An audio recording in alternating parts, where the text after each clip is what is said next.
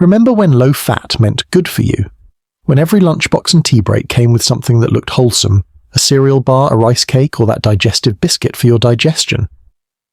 Back in the 70s, 80s, and 90s, we trusted the packaging, the golden wheat fields, the friendly adverts promising natural goodness. But behind those labels were sugar bombs, clever marketing, and a whole lot of wishful thinking. Today, we're revisiting 7 British snacks we all believed were healthy, but really weren't.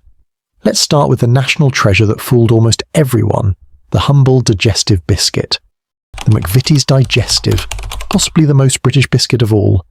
You'll find it beside every teapot from Aberdeen to Cornwall, wrapped in that familiar red sleeve.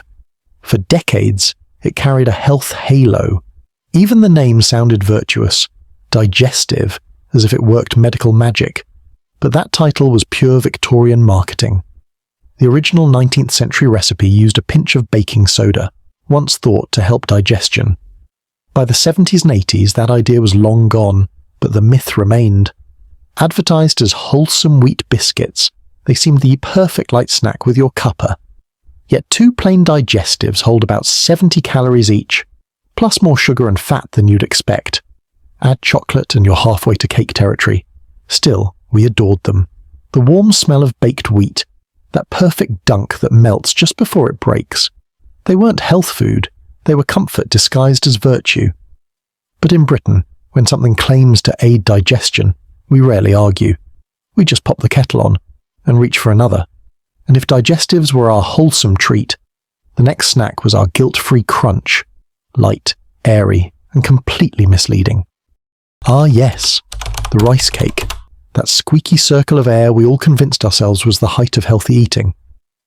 By the 80s and 90s, they were everywhere, in lunchboxes, gym bags, and office drawers. Quaker Snacker Jacks proudly declared less than 100 calories on every pastel packet. For a generation raised to fear fat, that sounded like salvation. But the catch? Low fat meant low everything else. Little fibre, almost no protein, and a glycemic spike that hits faster than a biscuit. You eat one, feel saintly, and 10 minutes later, you're starving again. They promised guilt-free crunch, but nutritionally they were mostly air, with salt and flavouring to trick your taste buds into thinking otherwise. Still, we crunched away, proud of our smart choice. Marketing won that round hands down. Because if something sounds like it came from a yoga retreat, puffed brown rice, we'll believe it's good for us. But if rice cakes were the guilt-free grown-up snack, the next one ruled the playground. Sticky, fruity, and supposedly made from real fruit. Pure nostalgia. Fruit winders, or for some, fruit roll-ups. Those sticky, colourful spirals every kid unwrapped like treasure. They burst onto the scene in the mid to late 90s with bold packaging and that irresistible promise. Made with real fruit. Parents loved it. Finally, a way to sneak vitamins into lunchboxes without a fight. But beneath the cheerful wrappers, each roll was basically concentrated sugar. Fruit puree boiled down, stripped of fibre, and boosted with additives for that punchy flavour. By the time you finished one, you'd eaten several teaspoons of sugar. Still, they were fun. Peeling, stretching, trading bits with friends. It wasn't about health. It was about joy. They stuck to your fingers, your teeth, and your schoolbooks, and made you the cool kid for a moment. They might not have been the 5 a day we were promised, but they gave us some of the sweetest memories of childhood, and that, in its own way, was priceless. From playground treats to tea-time classics, our next snack blurred the line between biscuit and cake, and somehow felt lighter just for that. The mighty Jaffa cake, half biscuit, fully adored. A national debate in itself. Is it a biscuit or a cake? That little mystery made it seem lighter, almost innocent. First launched in the 1920s by McVitie's, it wasn't until the 80s and 90s TV ads that Jaffa Cakes became legends. Bright orange jelly, soft sponge, a thin layer of chocolate, and that perfect snap. The message was clear. Not naughty, just zesty. And we believed it. They felt smaller, tidier, less indulgent than a chocolate bar. But 3 Jaffa Cakes contain the sugar of a can of cola, and whoever stopped at 3. Still, there's no denying the comfort, that orange scent, the soft chew, the illusion of refreshment. Marketing brilliance. And it worked. Healthy, not a chance. From tea time to energy on the go, the 90s brought the next big promise: snack bars that look like breakfast. Cereal bars, the 90s answer to healthy snacking. Wholesome oats, nuts, a drizzle of honey. At least that's what the ads told us. Brands like Alpen, Tracker and Nature Valley made it sound like breakfast you could carry. Commercials showed hikers and busy mums taking a bite of natural energy, and the message stuck. If it's made of grains, it must be good. But unwrap one and... surprise. Most cereal bars rivaled chocolate bars for sugar. Those sticky oats?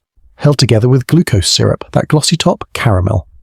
They gave a quick buzz, then an even quicker crash. But because they looked healthy, we didn't feel guilty. The perfect illusion, dessert dressed as diligence. Still, they suited the 90s, efficient, portable, optimistic. And who could resist that foil wrapper crinkle on the morning commute? While cereal bars claimed to fuel us, the next snack promised a lighter way to indulge, straight from the bag. Now, Britain's favourite comfort snack. By the late 80s and 90s, we were told crisps could be healthy. Baked, not fried.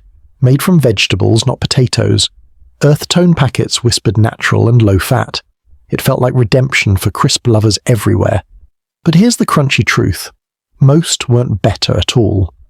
Baked versions often had similar calories, and veggie crisps, usually deep-fried beetroot or parsnip, coated in oil and salt, sometimes even higher in sugar and sodium than Walker's.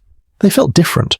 The ones you brought to work or packed for the kids, convinced you'd made a smarter choice, but deep down we knew. One handful always led to the whole bag.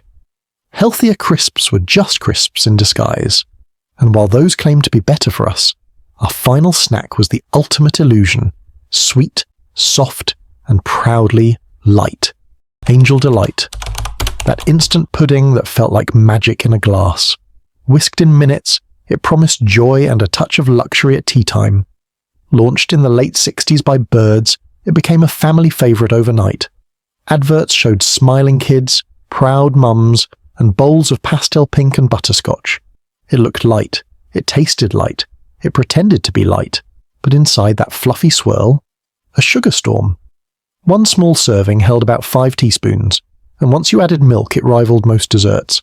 Still, there was magic in it. The whisking, the sweet scent filling the kitchen, that first creamy spoonful of nostalgia. It wasn't healthy, but it was happiness. And with that, our list of healthy imposters comes to a close.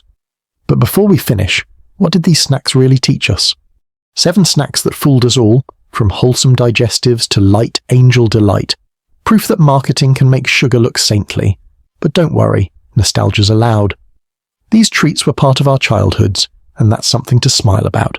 If you enjoyed this trip down memory lane, give it a like, subscribe to Retro Britannia, and tell us, which of these did you fall for?